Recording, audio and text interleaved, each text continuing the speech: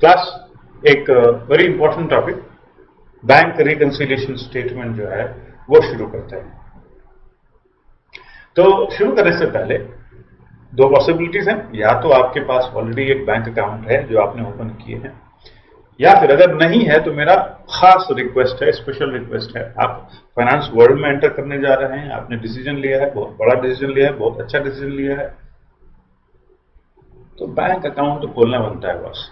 Okay, तो अगर आपके पास पैसे नहीं हैं तो आप प्लीज कुछ पैसे अपने मम्मी से, पापा से, भाई से, बहन से, ताऊ जी से, चाचा जी से, किसी से भी कुछ पैसे थोड़े दिनों के लिए उधार ले लीजिए और एक बैंक अकाउंट ओपन कर लीजिए। ये बहुत ही इंपॉर्टेंट और first important step in your finance life होगा, बिकॉज आपको समझना है वो फाइनेंस की चीजें कैसे होती हैं, क्या होती हैं। You really really need to be good at that. Okay, so anyways ये मेरा रिक्वेस्ट था। चलिए, अब अगर आपके पास बैंक अकाउंट है तो मेरा एक सवाल है आपसे। आपने 20,000 रुपीज अपने बैंक में डिपॉजिट किया, ओके, और आपने 5 बार ओवर द ईयर 2000 2000 2000 2000 2000 जो है आपने विड्रॉ किए उस पर्टिकुलर अकाउंट से, और 1 साल हो गया है, तो आपके हिसाब से अगर आप बैंक जाएंगे तो आपको एग्जैक्टली 10,000 रुपीज दिखना चाहिए ना बैंक में? Yes sir, of course yes, आपके हिसाब से। ठीक है, तो एक तरफ आपका अंडरस्टैंडिंग जहां पे आपने डिपॉजिट किया और जहां पे आपने 5 बार 2000 2000 2000 2000 2000 विड्रॉ किया, बैलेंस 10,000 है आपके हिसाब से। अब मेरा प्रश्न ये है कि जब जाएंगे उसके बाद आप बैंक चेक करने के लिए, क्या आपको बैंक अकाउंट में, अपने बैंक अकाउंट में 10,000 रुपीज दिखेगा? What is your answer? Of course दिखना चाहिए ना, क्या प्रॉब्लम है? 10,000 रुपीज बैंक थोड़ी गलती कर सकता है। But the answer is that कि 99.99% चांसेस हैं कि आपको 10,000 रुपीज नहीं दिखेगा, या तो उससे कम दिखेगा या तो उससे ज्यादा दिखेगा, 10,000 रुपीज तो नहीं दिखेगा। ऐसा क्यों? ऐसा इसलिए कि भाई साहब जो बैंक है, अगर आपने सेविंग्स अकाउंट ओपन किया है और आप थोड़े स्मार्ट थे तो आप 6% वाला सेविंग्स अकाउंट आपने ओपन कर लिया है, तो 6% जो भी अमाउंट आपका बचा उस पर 6% आपको जो है इंटरेस्ट से बैंक जो है वो आपको देगी। तो एनीवेज वो 10,000 से ऊपर हो जाएगा जो भी आपको इंटरेस्ट अमाउंट आपको मिला है। तो एक तो बैंक ने आपको पे कर दिया, आपके बिना नॉलेज के कब पे करते पता नहीं चलता, उनका अपना अपना शेड्यूल होता है। आप अगर डिटेल में जाएंगे तो आपको समझ में आ जाएगा, लेकिन आपको कुछ पैसा मिला, एटीएम से आपने 4 नहीं 5 बार निकाल लिया, तो उसमें बैंक ने आपसे पैसा कट कर लिया, बिकॉज वो फी हो गया बैंक का। उसका जब एटीएम कार्ड आपको दे रही थी बैंक, उसके लिए उन्होंने चार्ज कर लिया। उसके बाद हो सकता है कि कुछ एक दो जब आपको इंटरेस्ट दे रही हो तो उस पर टैक्स उन्होंने चार्ज कर लिया होगा।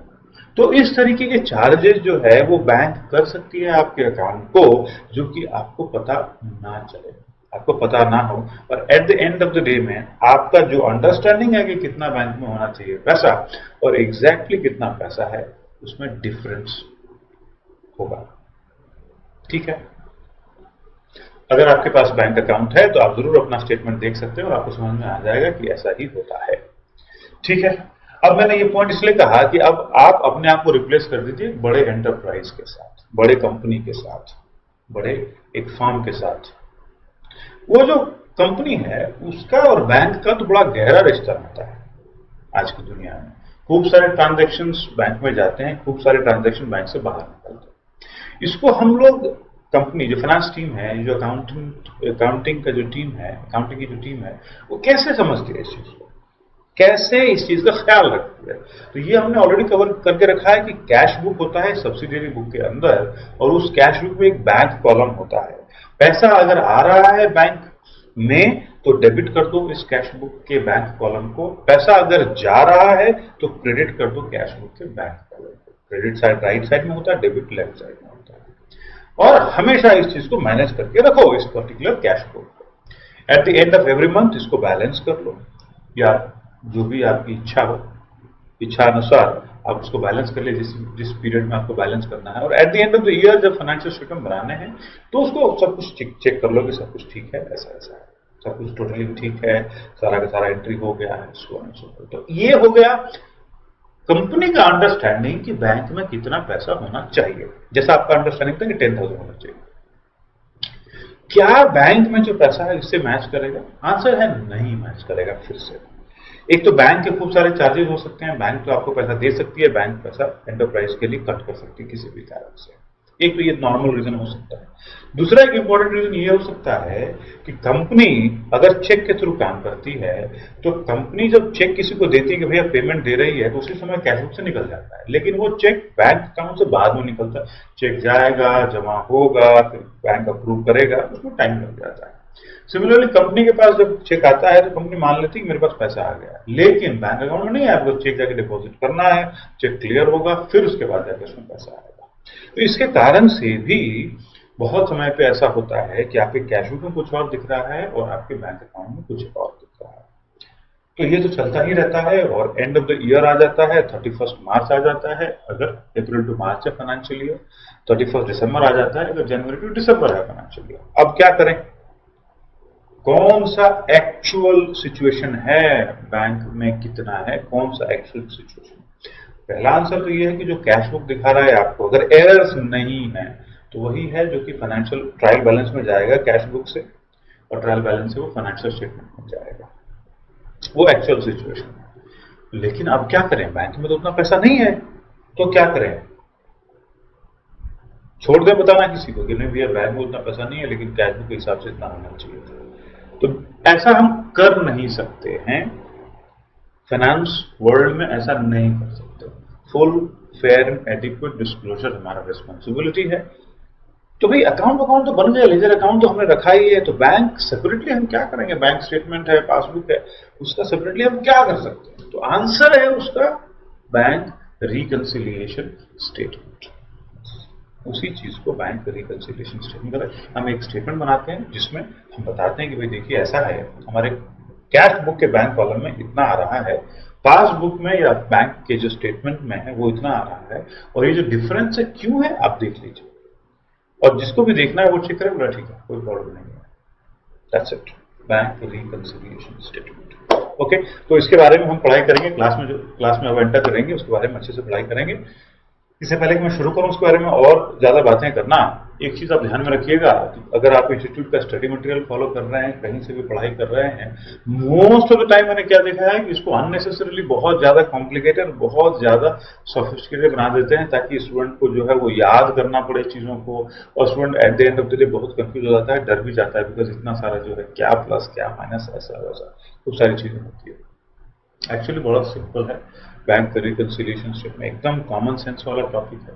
सो इसलिए मेरा आपसे खास रिक्वेस्ट है कि मेरे कुछ जो वीडियो लेक्चर्स हैं जो मैं आपके लिए आपको पढ़ा रहा हूं अभी बैंक रिकंसिलिएशन स्टेटमेंट में, उसको थोड़ा खास तरीके से देखिए, स्पेशल तरीके से देखिए, और जो easy way of understanding bank reconciliation statement है उसको बस समझ लीजिए, फिर कुछ और पढ़ने की जरूरत नहीं है, और कोई भी क्वेश्चन आएगा आप एकदम लॉजिकल कॉमन सेंस लगा करके वहीं पे आप सॉल्व कर दोगे। मैंने भी खूब सारी चीजें जो घूम रहे हैं मैंने उसको रिव्यू किया और मैंने पाया कि अननेसेसरीली कॉम्प्लिकेट करते हैं, अननेसेसरीली कॉम्प्लिकेट करते हैं। Everything is common sense, everything makes logic, and unfortunately लोग कॉमन सेंस और लॉजिक को यूज ना करके चीजों को, और ऐसा लगना चाहिए कि भाई बहुत बड़ा टॉपिक है, बहुत बड़ा कॉम्प्लिकेटेड टॉपिक है, इसी कारण से उसको जो है और परेशान कर देते हैं स्टूडेंट्स को। मैं चाहूंगा कि मैं किसी तरीके से आपको उस चीज से बचाऊं और एकदम कॉमन सेंस यूज करके हम बैंक रिकंसिलिएशन स्टेटमेंट के जो टॉपिक को मास्टर कर लेंगे। ठीक है, तो चलिए चलते हैं क्लास में। तो जब बैंक रिकंसिलिएशन स्टेटमेंट की बात करते हैं क्लास, तो मैं उसके पहले मैं आपसे दो चीज जो है मैं आपके साथ डिस्कस कर लेता हूं। आपके पास अगर अकाउंट है तो ये जो स्क्रीन पे जो आपको दिख रहा है वो आप पहचान गए होंगे कि मैं किस चीज के बारे में बात करने वाला हूं।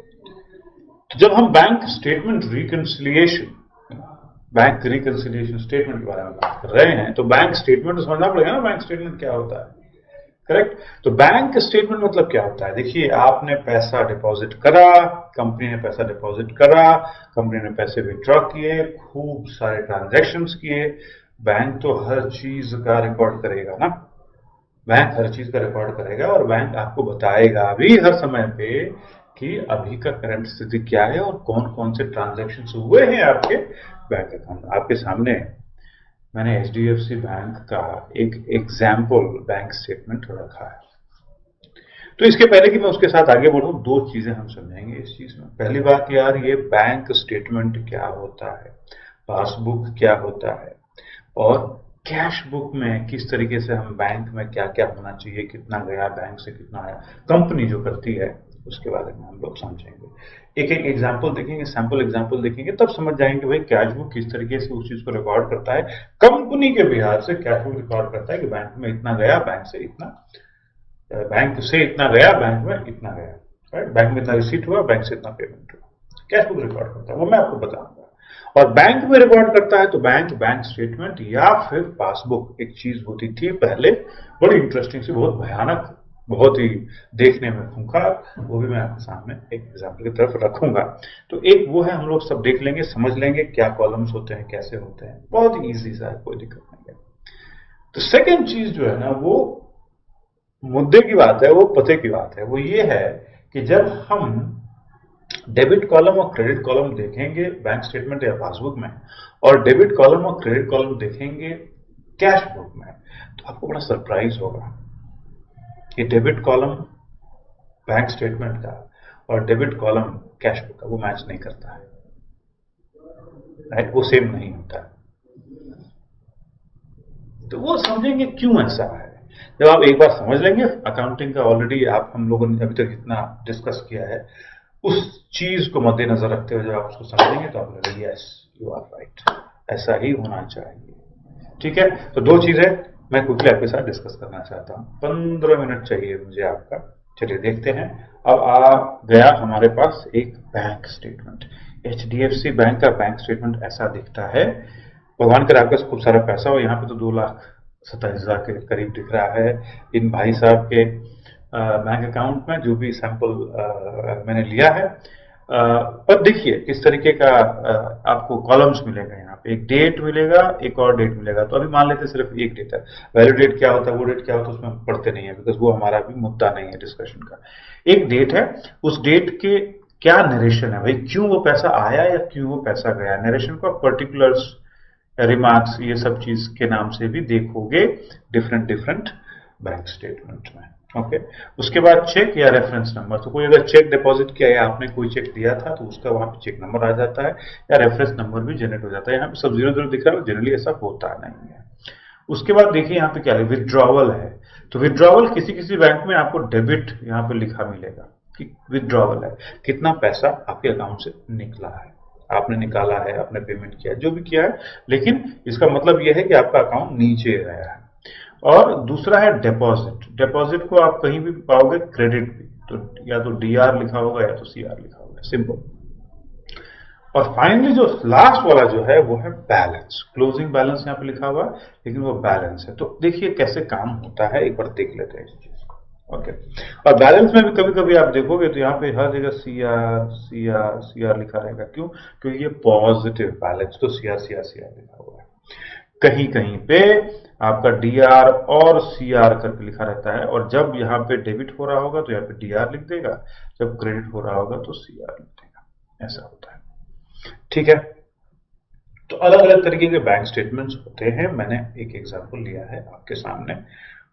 कुछ कुछ बैंक्स में हो सकता है डीआर सीआर के अराउंड प्ले हो, बट आप समझ जाएंगे कि विड्रॉवल डेबिट डीआर को बोलते हैं, और डिपॉजिट क्रेडिट सीआर को बोलते हैं, और बैलेंस में अगर पॉजिटिव बैलेंस है तो वो सीआर सीआर सीआर दिख सकता है आपको। चलिए, मैं इस neat looking, clean looking statement को मैंने थोड़ा सा डर्टी कर दिया है, तो मैं उसको वापस ले लेता हूं, और अब देखने की कोशिश करते हैं इस चीज को कि भाई ऐसा है कि इतना नीट लुकिंग चीज किस तरीके से कैलकुलेट होता है। तो जरा देखिए, डेट पे ध्यान दीजिए, 21 में, 27 में, 28 में, 31 में, 1 जून, 10 जून। तो नीचे पुराने डेट है, ऊपर नए डेट है। ठीक है, तो इस तरीके से ट्रांजेक्शन हुआ। यहाँ पे देखिए इस दिन क्या हुआ, 28 मई को। 28 मई को बैलेंस जो था 2,52,000 था, उसके पहले 28 मई के पहले, और 28 मई को 5,000 रुपीज डिपॉजिट हुआ इस अकाउंट में, और टोटल बैलेंस हो गया 2,57,000, ऐड हो गया। फिर 786 हुआ 31 को, वो भी ऐड हो गया। लेकिन 1 जून को जो है पेमेंट हुआ कितना, 5,000, तो ये निकल गया।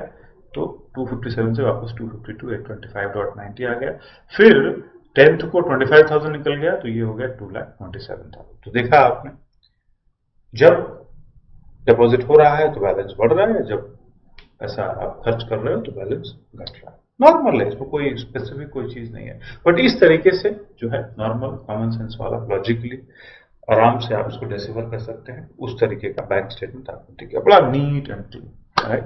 और आजकल बैंक और बिजनेस के बीच में भी इसी तरीके का नीट एंड क्लीन स्टेटमेंट आता है, और हर पर्टिकुलर ट्रांजैक्शन का जो भी बैंक के साथ हुआ है, राइट। अभी तो हमने देखा कितने तरीके के बैंक ट्रांजैक्शन हो सकते हैं, सारे के सारे ट्रांजैक्शन आपको यहाँ पे दिख जाएंगे। अब ज्यादा नहीं, सिर्फ 10 साल पहले की बात है, इस तरीके का आसानी से bank statement online login available नहीं होता था। बहुत ही मारदार थी उस समय जमाने में। आप जब बैंक अकाउंट ओपन करते थे तो आपको एक पासबुक मिलता था साथ में। आजकल तो एटीएम कार्ड मिल जाता है और एक चेकबुक मिल जाता है। धीरे वो चेकबुक भी खत्म कर देंगे मुझे ऐसा लगता है, क्योंकि उतनी जरूरत रही नहीं है, ऑनलाइन लोग अपना सब लोग ट्रांसफर कर लेते हैं। लेकिन पासबुक नहीं मिलता है, किसी किसी बैंक में मिलता होगा, बट धीरे धीरे पासबुक का प्रथा जो है वो इन्होंने बंद कर दिया है। पासबुक क्या होता था, छोटा सा बुक होता था, और वो बुक जो है आप लेकर के जाएंगे बैंक में, और बैंक में लाइन में खड़े हो जाएंगे, वेट करेंगे, घड़ी देखेंगे, देर हो रहा है भैया, जान दो भैया, ऐसा है वैसा है, कोशिश करेंगे किस तरीके से पतली गली से थोड़ा आगे लाइन में आ जाए, ऑल सॉर्ट ऑफ स्टफ। ओ सारी की चीज हर चीज है। और फिर बैंक वाले देवता आएंगे, देवी जी आएंगे, आप उनको प्रणाम करेंगे, बड़े हंसते हंसते जो है आप काम करवाएंगे। यूजलेस वर्क, बिकॉज ये जो है आपका ही अकाउंट है, आपके अकाउंट में क्या ट्रांजेक्शन है उसको बैंक का आपका अधिकार है बैंक से पाने का, लेकिन उसके लिए इतना सारा जो है मेहनत, इतना कसरत। और फिर जब प्रिंट आउट निकाल के देगा तो आपका मुंह बन जाएगा, बिकॉज वो प्रिंट आउट इतना गंदा और इतना अनरीडेबल, लेकिन काम की चीज है। तो आप उसको लेकर के जो है आप फिर देखेंगे कि सब कुछ ठीक है कि नहीं है। अगर बिजनेस है तो देखेंगे, पर्सनली लोग ज्यादा नहीं देखेंगे, बट बिजनेस वाइज जो है वो पूरा का पूरा देखेंगे कि भाई ठीक है। देखिए, तो इसमें अगर आप करेंगे, आपके पास देखिए इसमें अगर आप करेंगे तो ये डेट है, ये पर्टिकुलर्स है, ये चेक, ये एसबीआई का चेक नंबर, रेफरेंस नंबर हो गया, ये डेबिट है जो मैंने आपको बोला था डीआर, और ये क्रेडिट है सीआर। ये क्रेडिट कॉलम, डेबिट कॉलम मतलब पैसा निकला, क्रेडिट कॉलम मतलब पैसा आया आपके अकाउंट में, और उसके बाद बैलेंस है। और देखिए किस तरीके से प्रिंट आउट होता था, एक के ऊपर दूसरा प्रिंट आउट, तीसरा प्रिंट आउट, पढ़ने में उसके नीचे क्या मतलब जोकर है ना, इतनी परेशानी पहले। एनीवेज चलिए उसके बारे में क्या बात करना, हम आते हैं। और भी कुछ एंट्रीज रहते हैं, उसको भी माफ करते हैं हम लोग। ये देखिए डेट है और ये पर्टिकुलर्स है और ये है, तो आप डेट का सीक्वेंस देखिए कैसा है, 31/4, 21/4, 8/5, 12/5, 12/5, 13/5, 14/5, इस तरीके से पुराने वाले डेट पहले हैं, नए वाले डेट बाद में। तो जरा यहाँ से ध्यान से देखिएगा, तो यहाँ पे इस तारीख को 21 को क्या हुआ, 150 डेबिट हुआ, मतलब 150 बैंक से गया। तो उस दिन आप देखेंगे तो 64982 उसके पहले का बैलेंस था, उस दिन वो बैलेंस घट के 64832 हो गया। इसी तरीके से 12th को 10,633 शायद सैलरी है वो आया 12th को, या कुछ और चीज है, salary for JNIL April to something जैन, ठीक है जो भी है, मतलब अभी समझ में नहीं आ रहा, धीरे धीरे मतलब आप जो हुआ होगा तो उसमें समझ में आ गया होगा। तो उसके पहले कितना बैलेंस था, 64,722, और उसके बाद कितना बैलेंस हो गया, 75,355। अब सीआर मतलब ये पॉजिटिव है, मतलब आपके बैंक में जो है आपका पैसा है, बैंक में आप निकाल सकते हैं, ठीक है। आपने देखा ये पासबुक है, पासबुक और ये बैंक स्टेटमेंट बड़े सिमिलर से हैं। ऑफकोर्स जो बैंक स्टेटमेंट और पासबुक के सेम जॉब करते हैं, मतलब कि बैंक में जो भी ट्रांजैक्शंस हो रहे हैं आपके अकाउंट में उसको रिकॉर्ड करना है क्रोनोलॉजिकल ऑर्डर में, ठीक से, सब सही तरीके से, ठीक है, फाइन। तो ये हो गया, बैंक रिकॉर्ड कर रही है आपके ट्रांजैक्शंस को। आपके, मैं जब बार बार आपके कह रहा हूं, मैं आपको बिजनेस ओनर या बिजनेस मान रहा हूं। अब बिजनेस में ये जो बैंक में जो पैसा जा रहा है या पैसा निकल रहा है वो कैसे रिकॉर्ड होता है, कैश बुक में होता है। एक सैंपल कैश बुक में भी मैं आपके सामने रखता हूं। पहले हमने खूब सारा ऐसा देखा है, बट मैं जान करके रख रहा हूं ताकि आपको फिर से जाकर उधर देखने की जरूरत नहीं। तो इस तरीके का आपको देख के पसंद, अरे हाँ ये वही है, ये तो column double column cash book है, हाँ वही साहब है, ठीक है। चलिए हम समझ गए कि वही है डबल कॉलम कैश बुक। और इसमें देखिए बैंक है यहाँ पे और ये बैंक है यहाँ पे, देखा आपने, ओके फाइन। तो इसका मतलब ये क्या हो रहा है, ये डेबिट साइड में क्या होता है, जब बढ़ता है हमारा बैंक बैलेंस तो डेबिट साइड में जाता है, याद है आपको, असेट है ये। और जब घटता है तो वो क्रेडिट साइड में जाता है। इसका मतलब क्या है कि 1,19,000, 5,000, 31,000, 53,000, 5,900 ये जो है बैंक में पैसा आया। और 16,000, 21,500, 18,000, 18,000, 4,500 ये छोड़ दीजिए, ये तो बाय बैलेंस है। ये बाकी ये जो सारे हैं, ये जो हुआ वो पैसा निकल गया। तो अगर बैंक स्टेटमेंट के नजर से देखें तो ये क्रेडिट है, मतलब कि ये डिपॉजिट है, और ये जो है विथड्रॉवल है, मतलब कि ये डेबिट है, अगर बैंक स्टेटमेंट में देखें। लेकिन यहां पे तो ये क्रेडिट दिख रहा है और यहां पे तो ये डेबिट दिख रहा है ना, करेक्ट। तो मैं आपको पहले बताया था कि दो पॉइंट में बात करने वाला हूं। पहला तो मैंने आपको दिखा दिया तीनों का एग्जाम्पल। दूसरी बात यह है कि देखिए, जो पैसा आप जमा कर रहे हो तो कैश बुक में वो डेबिट साइड में है, लेकिन अगर आपको फाइंड करना है बैंक स्टेटमेंट में तो आपको क्रेडिट साइड में, डिपॉजिट साइड में देखना पड़ेगा। तो debit side in cash book is credit side in the bank statement. Similarly credit side in the cash book is debit side in the bank statement. अब बोलोगे ऐसा कैसे यार, ऐसा क्यों है ये कंफ्यूजन दूर करो, एक और कंफ्यूजन क्यों डाल रहे हो। तो मेरा ये कहना है मेरे दोस्त, बॉयज एंड गर्ल्स, ये कंफ्यूजन नहीं है, ये सिर्फ देखने का नजरिया है। कैश बुक में जब आप देख रहे हो तो आप अपने हिसाब से देख रहे हो, मेरी कंपनी, हमारा बैंक बैलेंस, हमारा ये असेट बढ़ रहा है तो डेबिट, घट रहा है तो क्रेडिट। लेकिन जब आप बैंक स्टेटमेंट देख रहे हो, जब आप पासबुक देख रहे हो, तो आप अपने तरीके से देख रहे हो, अपने तरीके से मत देखो, आप बैंक के तरीके से देखो। वो बैंक का लेजर अकाउंट है, किसके लिए, आपके लिए। आप कौन हो बैंक के लिए, आपको ट्रेड पेएबल, बैंक को आपको पे करना है, बैंक ने आपको पैसा लिया किस लिए, वापस करना है आपको। You are a trade payable. when you are a trade payable, when you are a liability type of account, तो लाइबिलिटी टाइप ऑफ अकाउंट में जब पैसा आता है तो क्रेडिट साइड बढ़ता है, लाइबिलिटी अकाउंट बढ़ेगा तो क्रेडिट बढ़ेगा ना, और घटेगा तो क्या होगा, निकलेगा तो क्या होगा, वो डेबिट साइड में जाएगा, बढ़ेगा तो क्रेडिट साइड, वैसा ही है ना। लाइबिलिटी अकाउंट में, ट्रेड पेएबल अकाउंट में अगर वो बढ़ता है तो क्रेडिट होता है, बढ़ता है तो डेबिट होता है। तो बैंक तो वही काम कर रहा है जो आप भी कर रहे हो। अकाउंटिंग वाइज बैंक के लिए आप पैसा डाले, मतलब कि लाइबिलिटी बढ़ गया है, बैंक को आपको लौटाना है वो चीज, तो उसने क्रेडिट कर दिया। और आपने निकाला तो घट गया है तो उसने डेबिट कर दिया, उसने तो सही किया। तो उस नजरिए से आप जो है, बिजनेस जो है बैंक के लिए एक ट्रेड पेएबल अकाउंट है, एक लायबिलिटी अकाउंट है, इसलिए जब वो बढ़ता है वो अकाउंट, तो वो अकाउंट क्रेडिट होता है, और वो जब घटता है तो डेबिट होता है। लेकिन आपके नजरिए से जब आपका बैंक बैलेंस बढ़ता है तो वो डेबिट होता है, आपका बैंक बैलेंस घटता है तो क्रेडिट होता है। करेक्ट, क्यों, क्योंकि आपका जो बैंक बैलेंस है आपके लिए असेट अकाउंट है, वो ट्रेड रिसीवेबल अकाउंट है। दैट्स इट, ठीक है। तो मिस्ट्री सॉल्व हो गया, देखने का नजरिया था। उधर हमने बैंक की तरफ से देखा तो कहा हाँ भाई चलो क्रेडिट और डेबिट सही दिख रहा है, यहाँ भी हमने देखा अपने नजरिए से डेबिट और क्रेडिट सही दिख रहा है। चलिए, ये दोनों पॉइंट हो गया। अब इसके बाद जरा हम डिस्कस करेंगे कि भाई अब बैंक रिकंसिलिएशन स्टेटमेंट क्या है अभी तक। तो अभी तक आपने देखा एक तरफ स्टेटमेंट, बैंक स्टेटमेंट और पासबुक है, और दूसरी तरफ कैश बुक का जो है बैंक प्रॉब्लम है। अब मैंने आपको पहले ही बताया कि ये दोनों मैच नहीं करते हैं। 99.99% at the end of the month और at the end of the year exactly match नहीं करते हैं।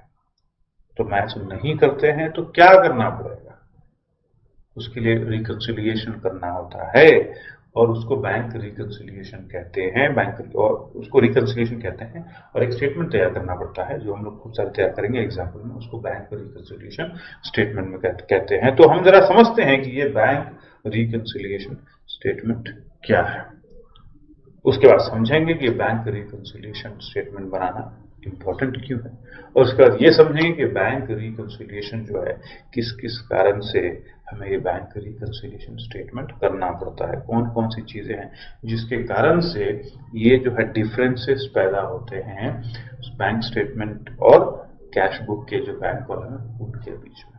बस इतना ही बेसिक इन्फॉर्मेशन है। एक बार ये इन्फॉर्मेशन आपको पता चल गया, उसके बाद सब क्वेश्चन सिमिलर आएंगे। भैया ये है बैंक स्टेटमेंट एक कंपनी का, और ये है कैश बुक उस कंपनी का, और इसके बीच में ये अंतर आ रहा है, थोड़ा हेल्प कर दो, एक बैंक रिकंसिलिएशन स्टेटमेंट तैयार कर दो। That's it. Okay, all right.